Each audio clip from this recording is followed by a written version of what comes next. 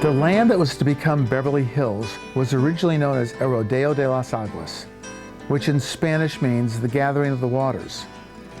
It's hard to believe that a little more than 100 years ago, there was no Beverly Hills. As this comparison shows, it was barren land, a desert. There were barely 50 people living in what would become one of the most famous cities in the world. The evolution of Beverly Hills was transformed because of water and the population that it brought. As a matter of fact, the original developers of Beverly Hills came here to strike oil. There was no oil, but they did find water, and water allowed them to build the subdivision that became Beverly Hills. The trolley stop at Beverly was originally called Morocco Junction. The name Hills was added later. People would get off the train and be met by real estate brokers who would pile them into their buggies or horseless carriages and show them lots, then try to sell them for $900 apiece. Unfortunately, nobody was buying and the city floundered.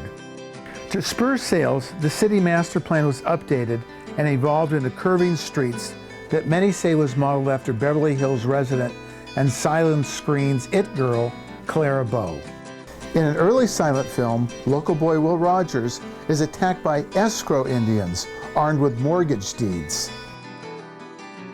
By 1910, there were still only 6 houses in Beverly Hills, and that is when the decision was made to build a luxury hotel on Sunset Boulevard.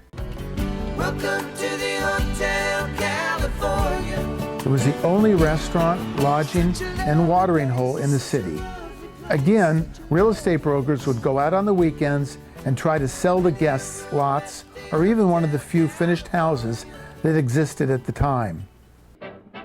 It wasn't until the Beverly Hills Hotel was built that Beverly Hills started to succeed. In 1920, Douglas Fairbanks and Mary Pickford, 2 actors who divorced their spouses and married each other, established the first great celebrity estate called Pickford. It became such an opening for Hollywood that within the next 10 years, Hollywood fueled the dreams of the world and Beverly Hills became its bedroom. Many of these estates that still exist have a pedigree, a provenance, and architectural significance unlike any place in the world. Almost every single estate has a dramatic biography that goes along with it. Greystone Mansion is one of those iconic Beverly Hills signature estates. It was built by the Doheny family in the late 1920s. Edward L. Doheny was the first man to discover oil in the West. With his newly earned riches, he built his fabulous estate for his only son, Ned. And less than 9 months after Ned and his family moved in, there was the tragic accident. Some say it was the murder of Ned by his male secretary. Others claim Ned killed the secretary and then himself. Still others claim the father caught them together and killed them both. Whatever happened was covered up by the local police within 48 hours. The story was brought back to life in the Academy Award-winning movie There Will Be Blood, which was shot at the actual mansion. Before the days of swimming pools, you either played tennis or you went horseback riding. So almost every estate north of Sunset Boulevard had its own stables. You could ride your horses all the way down Sunset Boulevard as far as the Pacific Ocean. There were over 50 miles of trails, and when you think about what life was like 100 years ago, even 60 years ago, this was how people spent their leisure time. You could also ride up Mulholland and overlook the San Fernando Valley, which would soon be turned from desert to oasis when the imported water turned the worthless land into the 3rd largest subdivision in Los Angeles. This real estate scam was memorably portrayed in the movie Chinatown. One of the most celebrated families who used horseback riding for leisure were the Dohenys. They would leave Greystone Mansion, where they had their stables, cross Coldwater Canyon to the park beyond the reservoir, and arrive at the Doheny Ranch. The ranch house is still there to this day, and that big 3-acre park in front is where they would sit, enjoy drinks and libations, and all kinds of barbecue. By the time it was over, the sun had set, And as they headed back, many were so wasted that they just got on their horses because the horses already knew the shortest way back to the Doheny stables. In those days, there was no traffic, and even the street signs said, "Horses have the right of way." Those were the days. One of the early concepts to bring people to Beverly Hills was the clever idea of building a racetrack. In just 4 years, it accomplished its goal and was demolished to make way for the first subdivision in the southern part of the city. Rodeo Drive meets Wilshire Boulevard at the Beverly Wilshire Hotel, which was at the northeast corner of the old Speedway. Pretty woman walking down the street, pretty woman, the kind I like to meet, pretty woman. You've either got or you haven't got style. Or you haven't got style. Or you haven't got style. If you got it, you stand out. Got it, you stand out.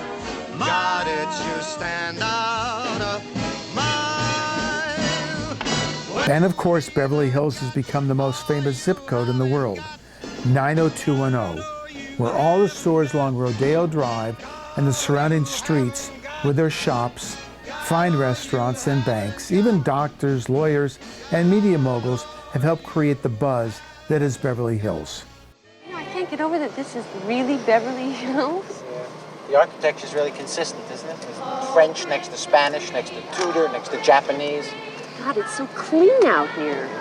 It's because they don't throw their garbage away. They make it into television shows. To this day, as you drive Beverly Hills, you'll see some of the greatest homes that are the signature styles of Beverly Hills. One of the greatest real estate stories takes place just to the right of Greystone, where you see the orange groves. This area was developed into one of the most famous subdivisions in the world, called Truesdale Estates. The lots were originally sold for $50,000 and today command anywhere from $5 million to $35 million, and that's just for the dirt.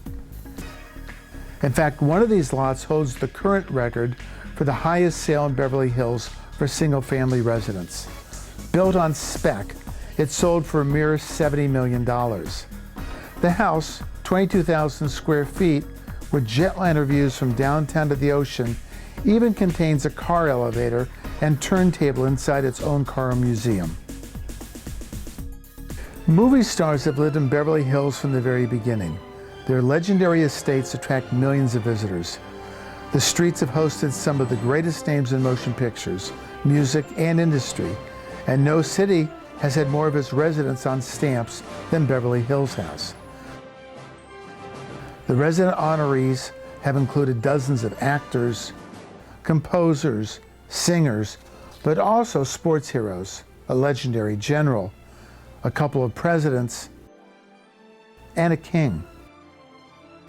The first hometown hero to get a stamp was Will Rogers, and there have been many notables since. Imagine, they all used the same post office. Beverly Hills is not just a zip code. Beverly Hills is a state of mind. It's the Platinum Triangle. That includes Bel Air and Holmby Hills, the Beverly Hills post office area, even the Sunset Strip, where you can buy a 3,000 square foot house for $15 million and proceed to tear it down. Bel Air is perhaps the jewel in the crown for luxury estates in the Platinum Triangle. All our estates, built on at least an acre of level land, and go upwards from there, many having spectacular views. Bel Air's developers, thinking way into the future, hid many of these mansions from public eye, thus making them paparazzi-proof for those living today who desire or require privacy and security. Bel Air and Holmby Hills are home to some of the most powerful and influential people in the world. In the evolution of Beverly Hills in just over a century, it is interesting to see how these estates, then considered huge at 5,000 to 10,000 square feet each, are now becoming massive mega mansions. There are estates that are 40 to 50,000 square feet and up.